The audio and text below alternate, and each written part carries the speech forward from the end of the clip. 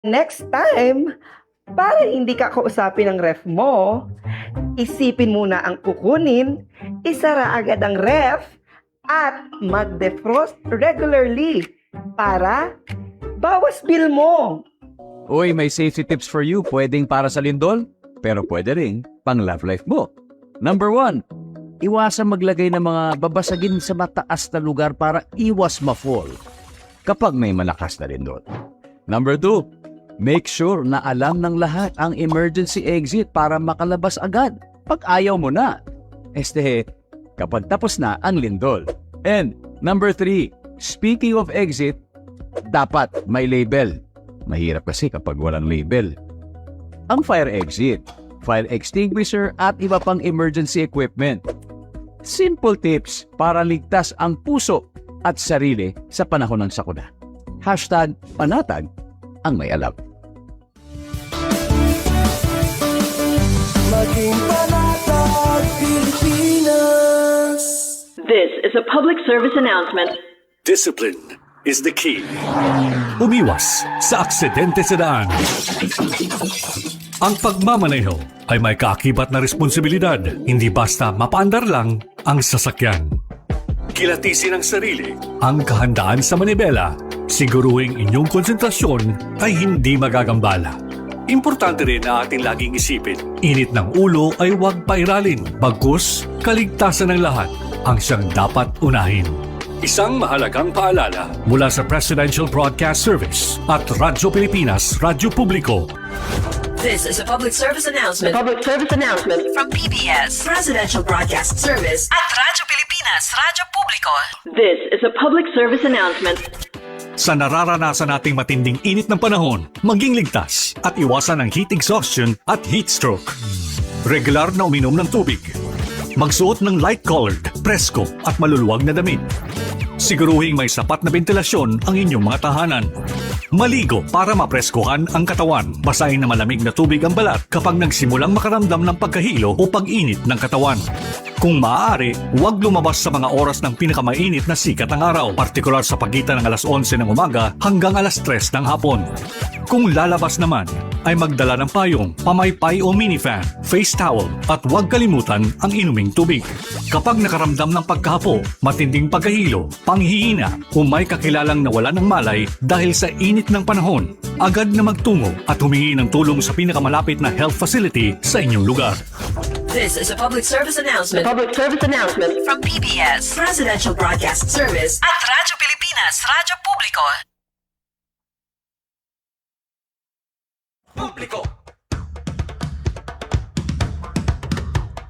Radyo Pilipinas. Radyo Publiko.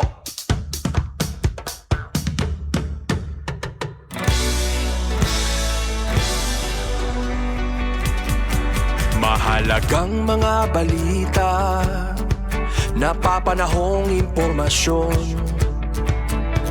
Kami ang inyong gabay pag may bagyo at sakuna. Serbisyo ng gobyerno kapag may nangangailangan. Mga proyekto ng Pangulo, damang-dama ang pagmamahal niya. Tulay ng mga hinaing, ang problema ng bayan ating lulutasin. Tulay sa himpapawid, tulay ng pagbabago. Radyo Pilipinas, Radyo Publiko, ng bagong Pilipinas. Radyo Publiko, Radyo Pilipinas, Radyo Publiko, ng bagong Pilipino. Mga proyekto ng Pangulo, damang-dama ang pagmamahal niya. Radyo Pilipinas, Radyo Publiko, ang boses ng Pangulo.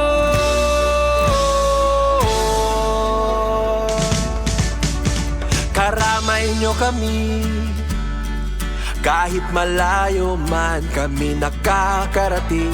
OFW magsasaka, buhay ay iba't iba, san mang lugar ng bansa natin. Tulay ng mga hinaing, Ang problema ng bayan ating lulutasin, tulay sa himpapawid, tulay ng pagbabago. Radyo Pilipinas, radyo publiko ng bagong Pilipinas. Radyo publiko, Radyo Pilipinas, radyo publiko ng bagong Pilipino. Mga proyekto ng Pangulo, damang-dama ang pagmamahal niya. Radyo Pilipinas, radyo publiko, ang boses ng Pangulo. Radyo publiko, Radyo Pilipinas, radyo publiko, Radyo Pilipinas. Ito ang Presidential Broadcast Service Radyo Pilipinas, radyo publiko, ng Bagong Pilipinas para sa Bagong Pilipino. Naghahatid ng mahahalagang balita at impormasyon na guugnay ng pamahalaan sa sambayanan. Tulay sa himpapawid ng serbisyo publiko. Radyo Pilipinas, radyo publiko, ang boses ng Pangulo. Sa Borongan, 657. Radyo Pilipinas, radyo publiko. Sentruhan mga balita, pangumusta, ngan iba pa. Info Sentrum. Info Sentrum. Ingatanan, may kalabutan, pahinhan, tama nga impormasyon. Info Sentrum. Benben Bumida, the voice of information. Monday to Saturday, 2 to 3 p.m. at DYES, Radyo Pilipinas. Info Sentrum. Info Sentrum.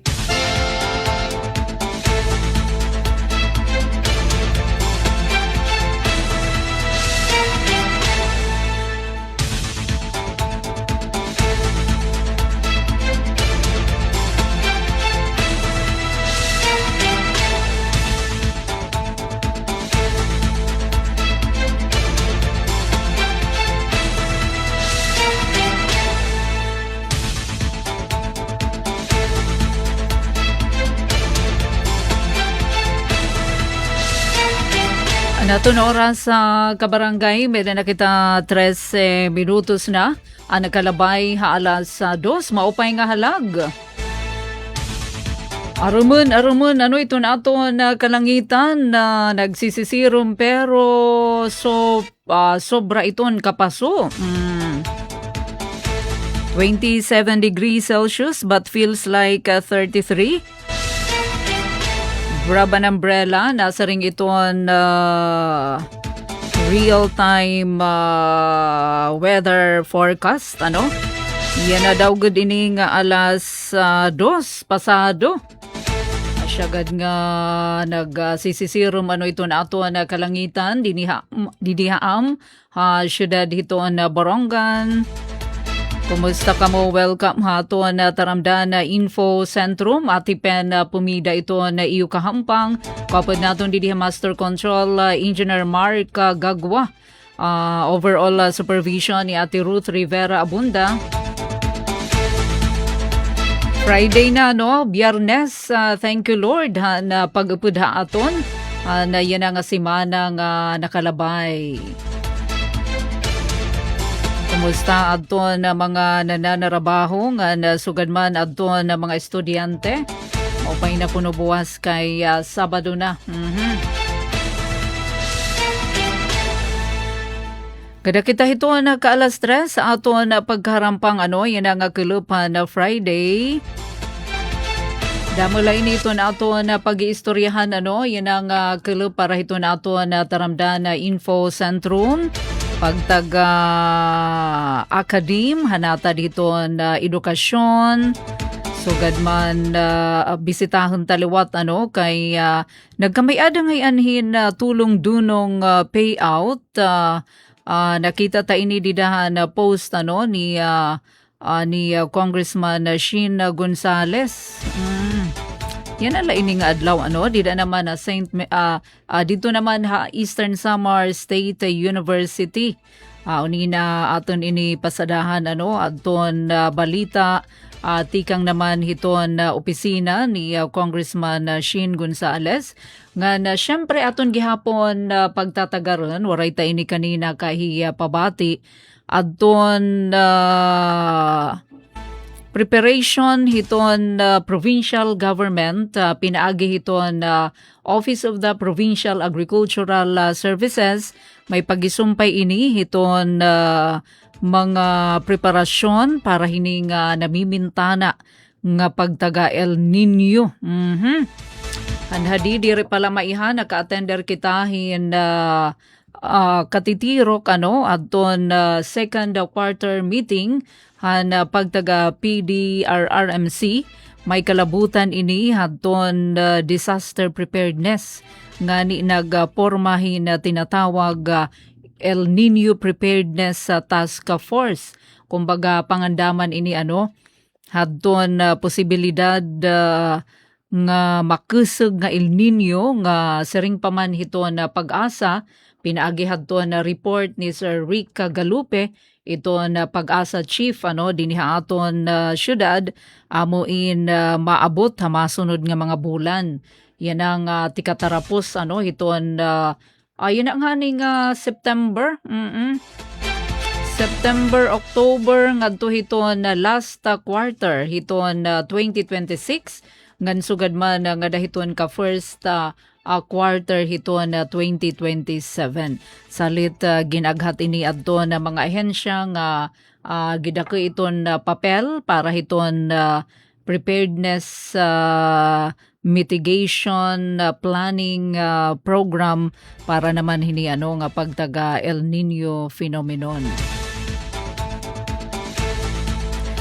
Alright, so 18 minutos na nakalabay alas 2.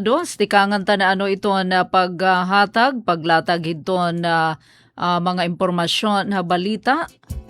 Yan ang kalupan na Friday. Keep safe ha. Ayaw hingalimot pagdarahin na payong kay parupariyuhin na tiuran. Nanhilkas na ba ato na mga linabhan, mga binunakan?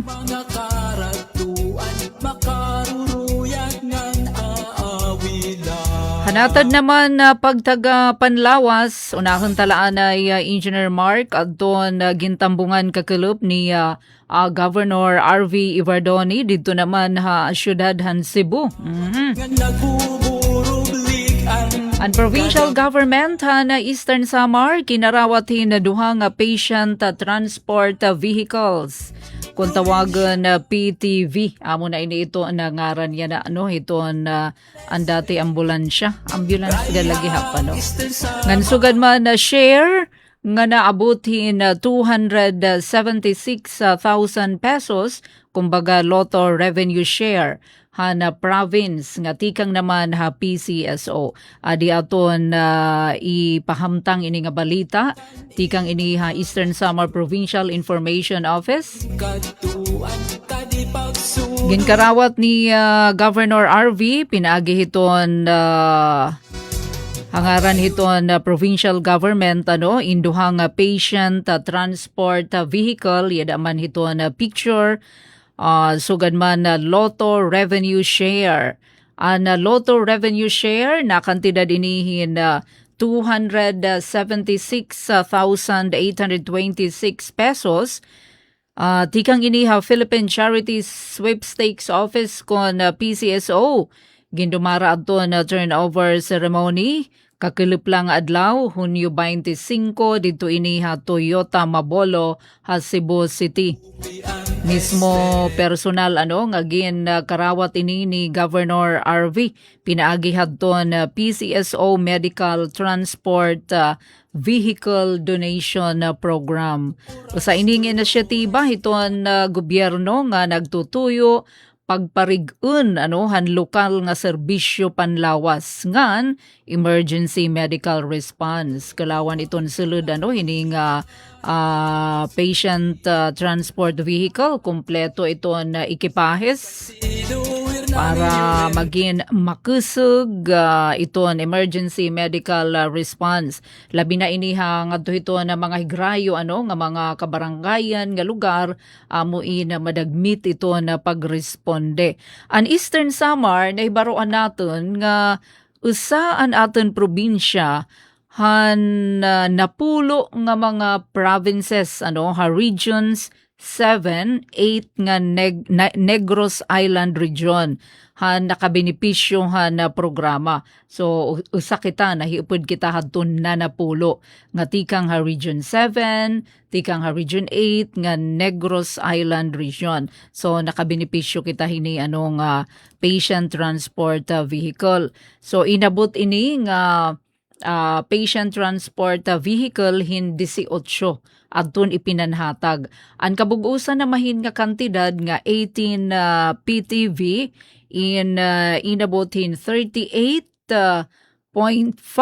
million pesos. Okay, damo man. Takay mag-upay pa, maupay pa may dapat dito mga equipment. So, tikang inihan na PCSO, iginhatag ha mga probinsyahan Cebu, Bohol, an province ito na Biliran, Upudaman, Leyte, Southern Leyte, Samar, Northern Samar, Eastern Samar. O nga tanan ata kita nini, 1, 2, 3, 4, 5, 6. Unim nga probinsyahan na Region 8 ngan sugad man Negros Oriental ngan Siquijor han Negros Island region. So amin ni adton nagpakakarawat hin patient transport vehicle nga inabotin 38.5 million kay 18 ini nga mga ambulansya.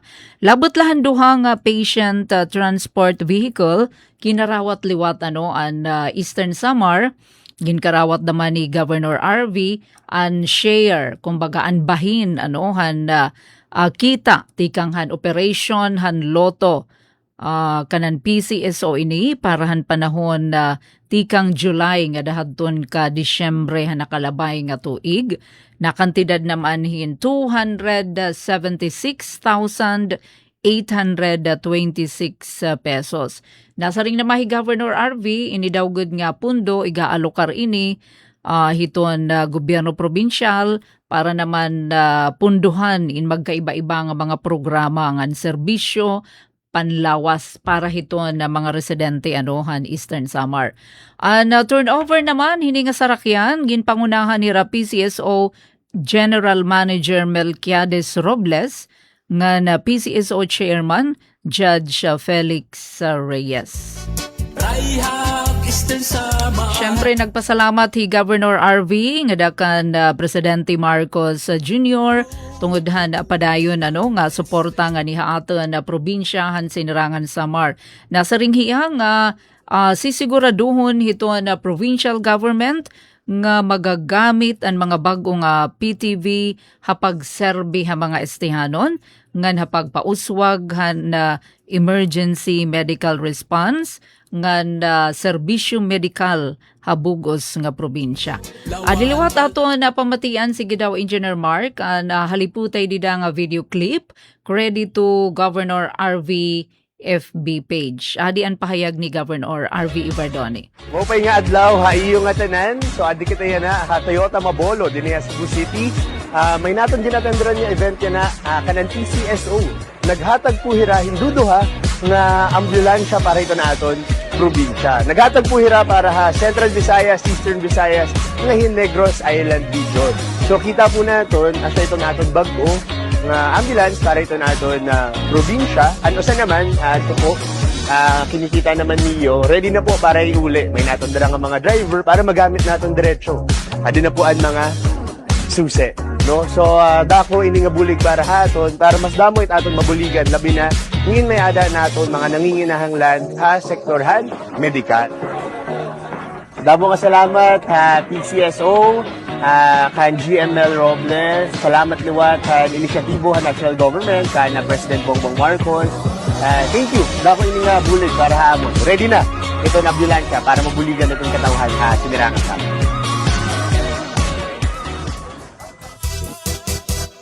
Alright, so amod to kabarangay Governor R.V. Ibardoni naman na pagsumat han nakarawat nga bulig from PCSO duhang ambulance nga sugad man share hadto nagkita han loto so dinhi aton oo ngan gidakoy nga bulig sa ring paman ni Governor R.V. para hiton pagbaton kung may da mga emergency medical nga mga panginginahanglan diretso ma-responde ngan serbisyo medikal habugos nga probinsya.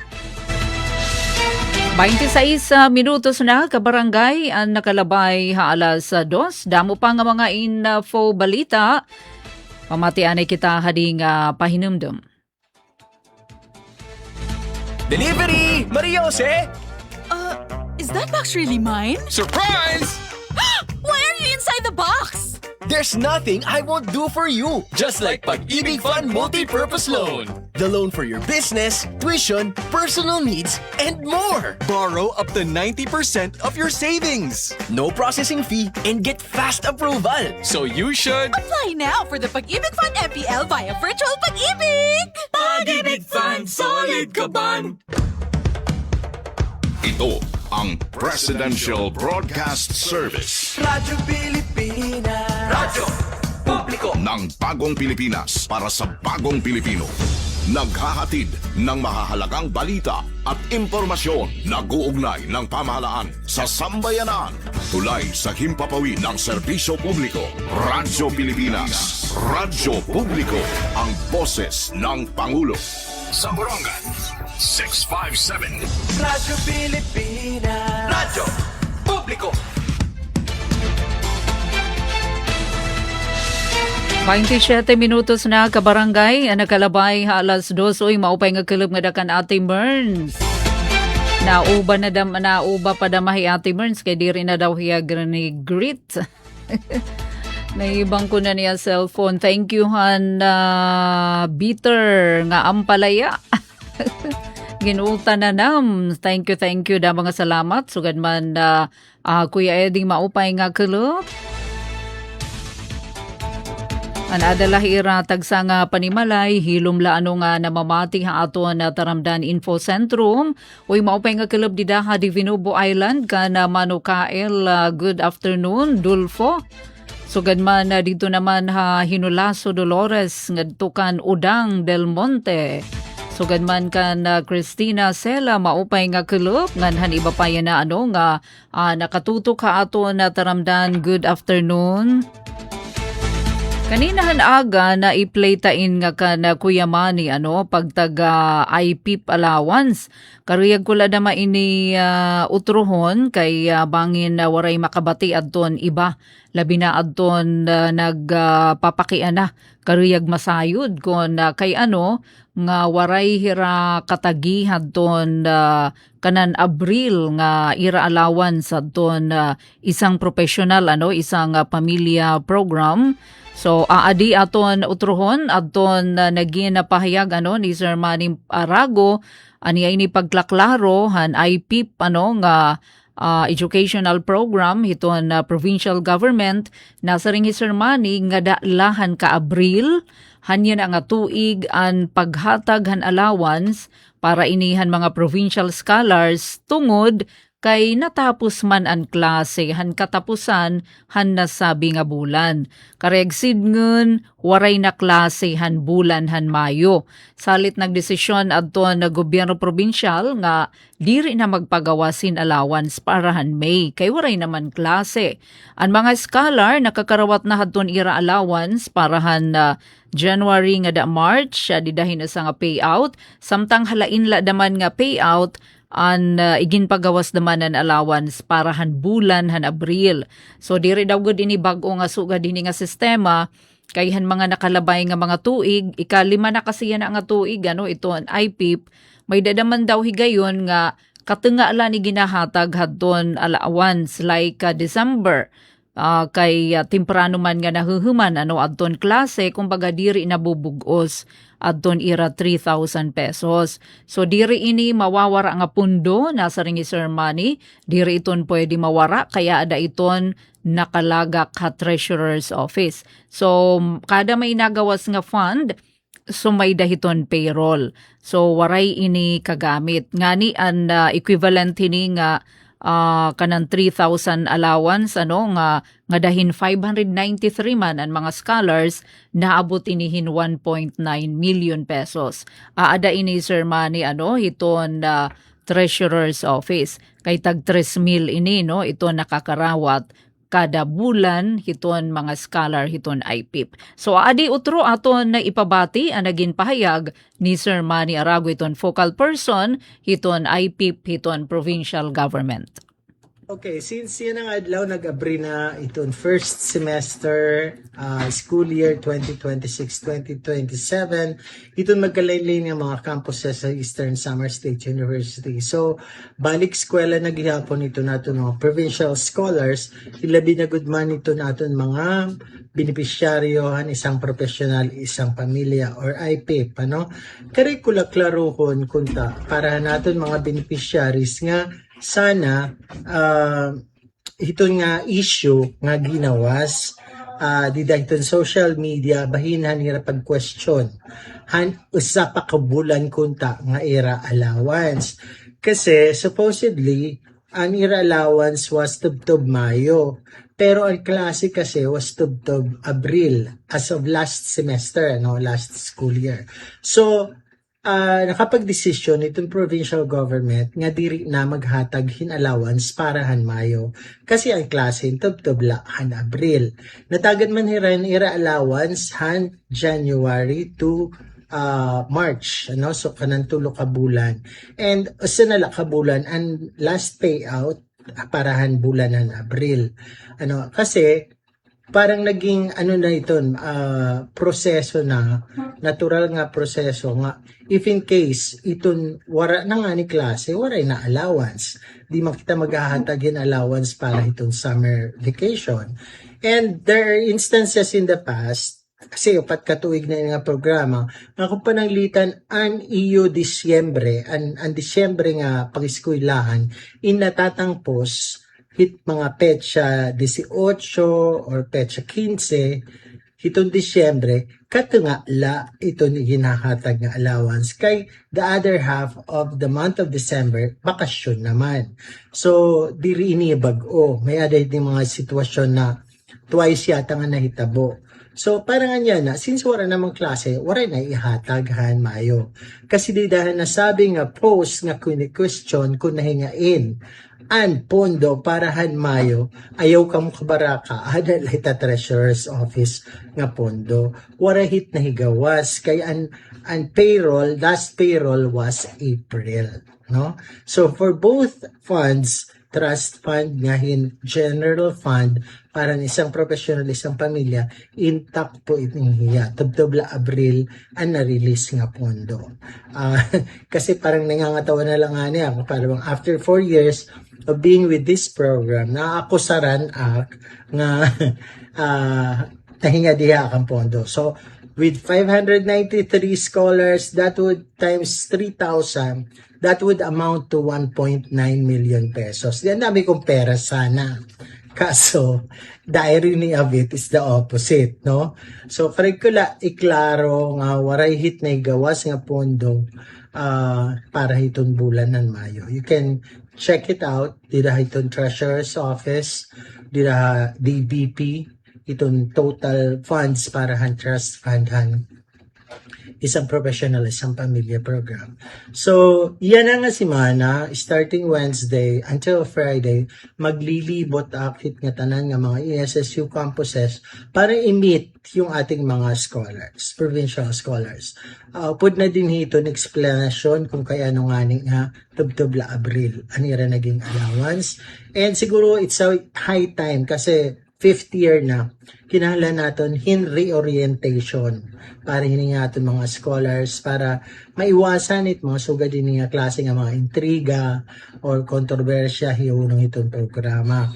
And ang sagdong ko lang naman, sana have the guts to ask.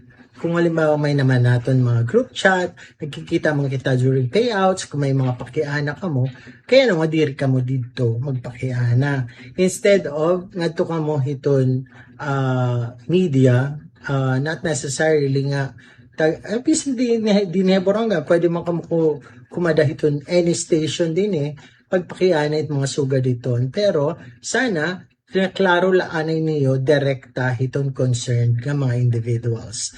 O bisan din niyo kapitolyo, bisan kamo kumanhi pagpakiana para at least masasayod kamo antes kamo kumadto hiton pag social media pagpa samok hini. Okay?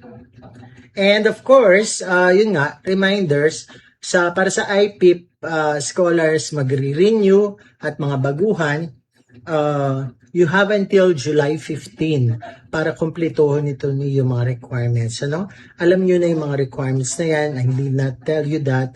At saka, ang good news is, kasi ikalima katuig na itong IPIP, I have talked with the members of the Provincial Poverty Alleviation Team headed by Sir Jojo iton aton provincial planning nga mayada na nira mga identified nga bag-o nga mga barangay nga kunta igsusuhis chon ngadto kan Governor RB nga i-consider nga bag-o nga mga pipat barangays para iton isang professional, isang pamilya program. So we are planning to have an expansion of the program with the additional barangays. Kasi nga, 4 na tuig na, damo na ito ng graduarhan previous mga pipat barangays for IPIP. So kikitaan natin nga parang maguti na itong mag-a-apply hini. Sanglit, we need to expand with the other barangays. And we will be making the formal announcement kung ano-ano yun mga barangay the soonest possible time. Kinahanglan pa kasi aprobaran ni Governor RB. And then, once approved ni Governor RB, isusumat namon kung ano yung mga additional barangays. Again, yung IPIP, naghahatag in 3,000 pesos nga allowance kada bulan para ito ng mga scholars, identified scholars, based on ira mga barangay. Dapat waray pa nakahuman ang ira pamilya han kolehiyo. Yun yung mga basic requirements. So, I'm looking forward itong pagkita ito natin mga IPIP scholars yan ang asimana and hopefully makapag-comply ka mo ng mga requirements on or before July 15. Yun lang po. Thank you. Alright, so amad to kabarangay Sir Manny Arago para naman hadtoan iya paglaklaro may pagisumpay hadtoan pagtaga stipend kon allowance mga scholar para bulan Mayo. 38 minutos na kabarangay ang nakalabay alas 2.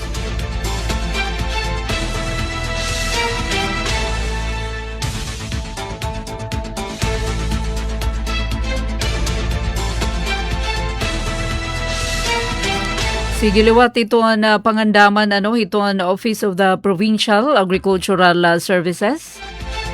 Pwede taig flash pero waray nala sa audio Engineer Mark medyo haruhalaba kasi ini kay igin presentar ini ni Ma'am Gina Suasba iton Assistant Department Head iton Office of the Provincial Agricultural Services kon OPAS at ira naman El Nino Action Plan para ini sektor agrikultura dida ini nagindumara diri pala maihang second quarter Provincial Development Council meeting.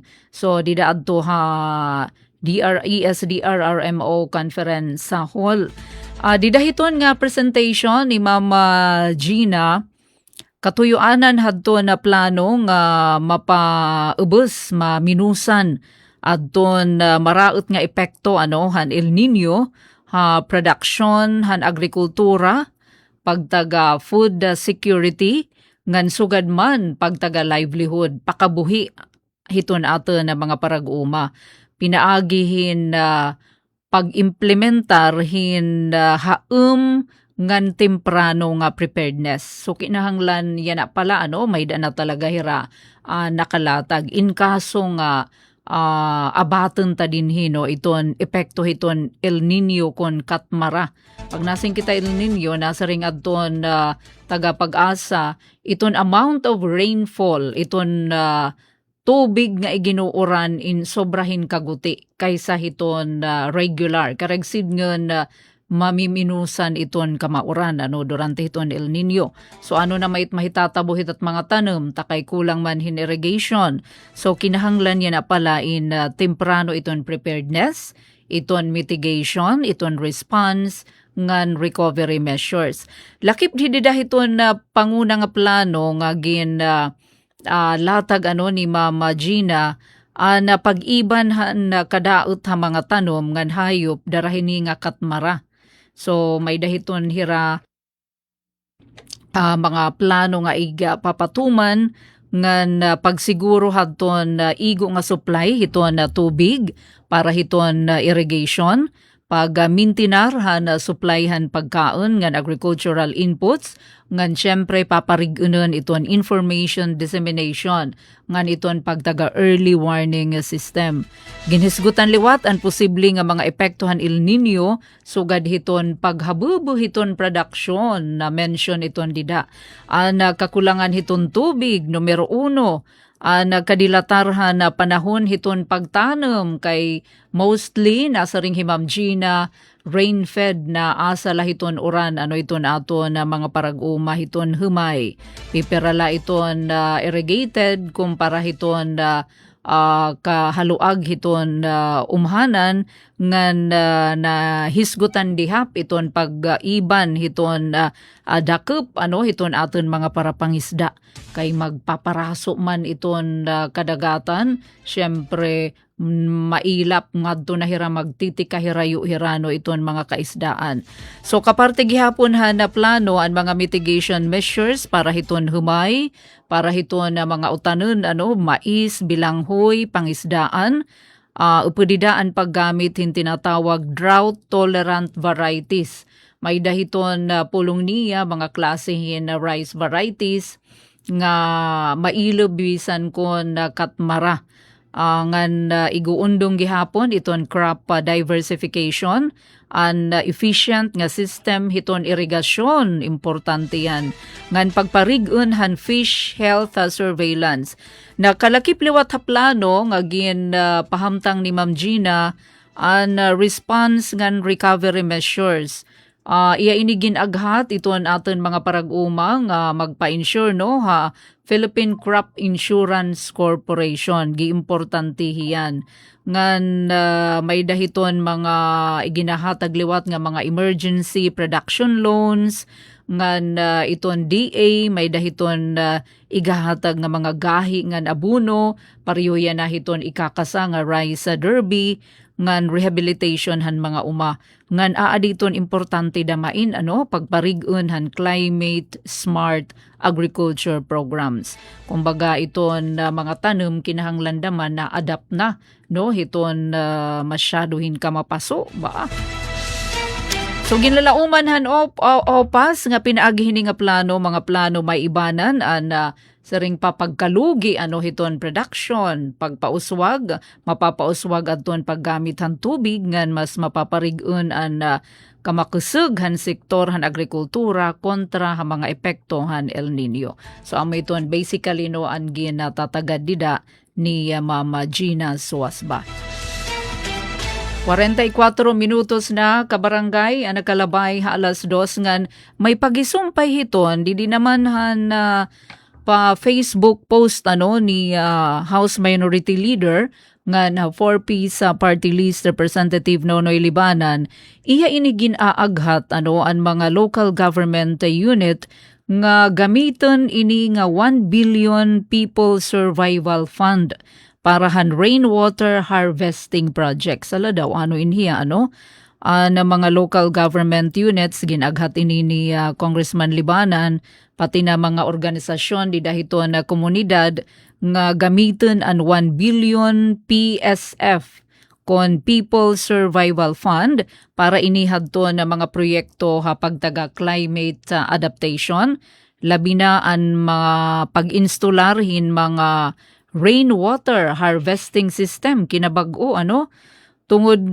na posibleng kakulangan hin supply hin tubig nga talaga magdudurot ini hin epekto nasa ring hiya Metro Manila ngan may dahini na identify nga 47 nga mga probinsya nga talaga maabat hini nga epekto hiton El Nino. Nasa ring hi Congressman Libanan iginalukarhan Kongreso na 1 billion para na People Survival Fund PSF ay larumhan 2026 sa General Appropriations Act kon GAA. Agud punduhan ang mga proyekto nga makakabulig hapag atubang han epekto han climate change upod ini ang mga sistema para hapag kolekta ngan pagtipig han tubig uran kay kaurugan gudla rain-fed ito nato na pag-umahan. Nasa ring hiya nga pwede mag-apply aton mga local government unit nga na community organizations para hininga pondo basta may da kuno nira kwalipikado aton ira proyekto. Kay nasa ring hilibanan yagintagan doon ang importansya han regular nga pagkolektangan pagtipig han tubig uran para magkamay-ada hindugang kumbaga water reserve presko nga tubig antes pa man umabot ang grabe nga panahon hadton katmara. Pulong niya ang kada litro han tubig uran nga matitipid makakabulig hapag minus han epektuhan kakulangan hin tubig ha mga panimalayngan komunidad maabot nga panahon. So may da ngayon hini mga proyekto nga makakabulig nga makakakatch salud nga na makakapreserbar makakapaiha ba hiton paggamit hiton na tubig uran. So an People Survival Fund gindudumara inihin usa nga board iton composition ginkukumponer hiton mga opisyal tikang ha Department of Finance, Department of Budget and Management, Department of the Interior and Local Government, Department of Economy Planning and Development, Philippine Commission on Women, apihini, ang Climate Change Commission, ngan mga representante, han scientific community business sector nga non-government organization.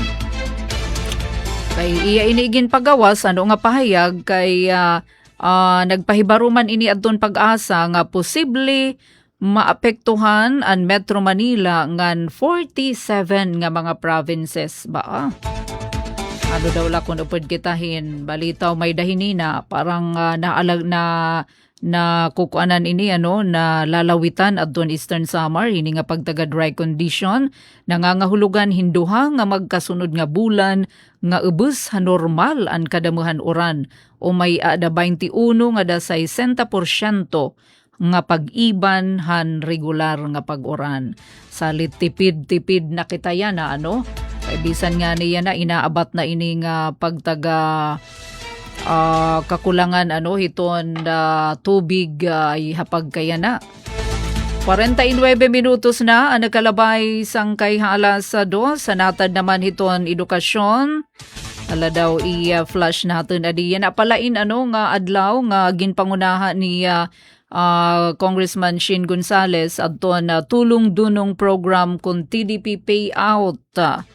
So ito nato na mga estudyante in nalipay na damain adton mga benepisyaryo hadton TDP kun tulong dunong program hiton na CHED. So dito ini ESO main campus diniha aton ha syudad dito na Borongan nakakarawat hin financial assistance adton mga qualified nga mga estudyante han Eastern Samar. So dire la padamain tikang hiton government tikang ESO may dalawat hini tikang hiton private nga mga eskwelahan. Nasa ring hi Congressman Gonzales ang programa nagtutuyo nga mabuligan ang mga estudyante haira mga kinahanglanon ha eskwelahan kung may daman mga project kay libre na may tuition, di ba, itong tertiary education. Pero makaada ka lang iton gasto, no? Iton project, pagbalon-balon, pamasahe, para hira makapagpadayon iton ira pag-eskwela, para malikyan nga hirain makaudeng iton ira pag-eskwela ha kolehiyo.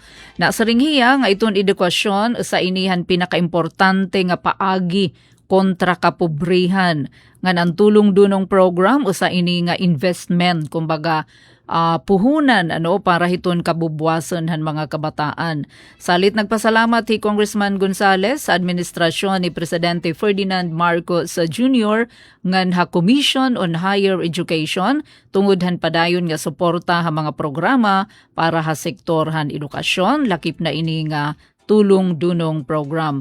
Padayon naman ang panawagan han kongresista nga suportahan nga pahiluagan pa ang mga programa nga nagahatag hindugang oportunidad ha mga estudyante ha Eastern Samar. So tikang ini nga post nga balita ha FB post ni Congressman Christopher Shin Gonzales. Samtang hati arabot naman nga Lunes, ito na DAR, Eastern Samar, manahatag naman hin e-titles Cookroms nga na farm machinery ha 185 agrarian reform beneficiaries. Oo. So magdidistribuer adton DAR Eastern Samar hin e-title certificates of condonation with the release of mortgage cookroms pati na farm machinery ngan equipment hiton Lunes June 29 ha Provincial Capital Gym din ha aton siyudad ng Borongan. Maabutin 185 nga agrarian reform beneficiaries tikang haiba-iba nga bungtan Eastern Samar na makakakarawathin benepisyo ilarumhan padayon nga implementasyon han agrarian reform program han na gobyerno. Lakipay panahatag an 143 e-titles ngan 71 cookroms nga may kabug-usan nga kantidad han condonation 805,000 pesos. May dalawat pipira nga mga arbos makarawathin farm machinery ngan kagamitan para mapauswag aton ira mga panguma ngan pakabuhi. So amin ni kabarangay naton pirano nga mga notisya ngan waray na kita oras ginakapos na kita ino oras. Sigin talaan ay para ha aton pagkarampang ha taramdan Info Centrum yan ang adlawhan na Friday. Ang ara ni Ate Ruth Rivera Abunda, Chief Tig Joey hatran sa meter nga Engineer Mark naton kabakyang didiha Master Control. Ati Pen pumida ini nasaring thank you damo nga salamat. Keep safe nga happy weekend utro maupay nga kulop. Mula sa pinakamalawak na newsroom sa buong Pilipinas. Ito ang Radyo Pilipinas News Update. Anato na oras sa kabarangay, may dapakita 8 minutos pa ug sa magalas 3. Adiyan aton mga notisya pinaagi hadton news update. Mula sa pinakamalawak na newsroom sa buong Pilipinas. Anay ha kay parehuman adi nga ato na tulpo. Para naman hadton na lokal nga notisya, vacuum pact sa Lucara sa inihan mga iginbida nga lokal nga produkto kapag selebrar hadton 19th charter anniversary na Borongan City. Adiyan ato na report. Radyo Pilipinas Report.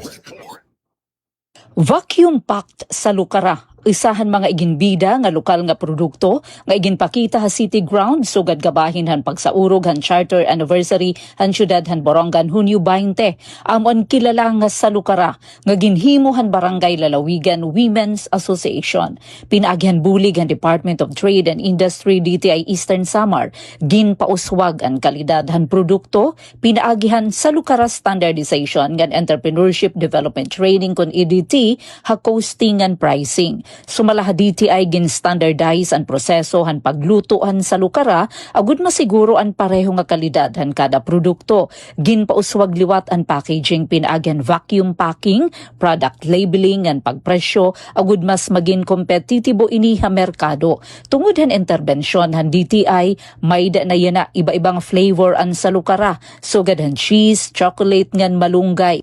Napahilawig liwat ang shelf life hini ngan igin rekomendar ang paggamit hin food grade packaging para ha retail ngan display.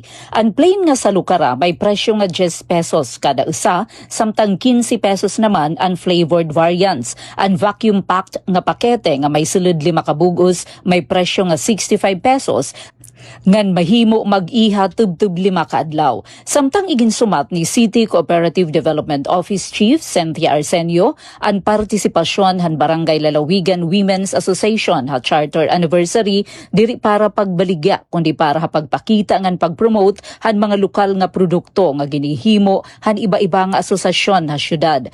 Best practice han CSO Borongan ang pagbulig ha aton mga community-based organizations, pinaagyan pagpalit han ira mga produkto para magamit ha mga aktibidad han LGU, sumalakan Arsenio. Dugang paniya, inabot ha 1,100 kabugos nga sa lukara, ang gin-order han City LGU para han food bar han selebrasyon.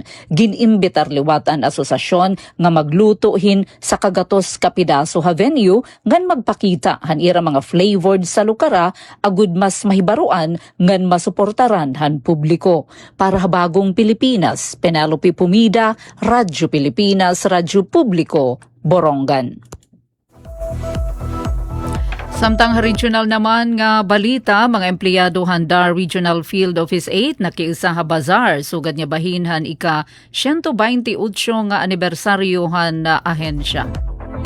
Nakiisa adton pipira nga mga empleyado han Department of Agriculture Regional Field Office 8, hausa naman nga bazar nga ginbuhat ha car park area, sugad nga bahin han selebrasyon han ika 128 nga anibersaryo han Department of Agriculture. Haylarom han tema nga kawani ng ahensya kaagapay ng magsasakat mangingisda tungo sa masaganang bagong Pilipinas.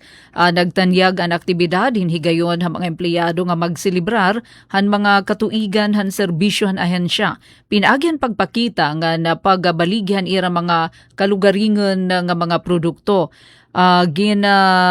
Iginbida hini han bazar adton iba-iba nga pagkaon, sugad adton mga pastry, traditional nga Pilipino nga magtamis nga mga pagkaon, sweet delicacies, mapaso ngan hagkot nga irimnon mataghum, sugad man ready to wear nga mga bado ngan mga pahamot. Sumalaha di Regional Field Office 8, ang aktibidad naghatag liwat na dugang nga oportunidad ha mga empleyado nga magkamayada alternatibo nga pakabuhi, samtang nga padayon hirangan nagsiserbihan ahensya. Ang Department of Agriculture nga gintukod han 1898 in padayon nga nagduduso han pag-uswag han sektor han agrikultura ngan pangisdaan, pinaagyan dedikasyon ngan serbisyo hadton iya mga kawani. Amin ni kabarangayan nato na kabugusan han news update, inihi ati pen Pumida Utro, maupay nga kulop. Mula sa pinakamalawak na newsroom sa buong Pilipinas, ito ang Radyo Pilipinas News Update. Serving the Republic of the Philippines for more than 75 years. Ito po ang Presidential Broadcast Service sa Borongan, Radyo Pilipinas, 657 AM. Ito ang Presidential Broadcast Service. Radyo Pilipinas.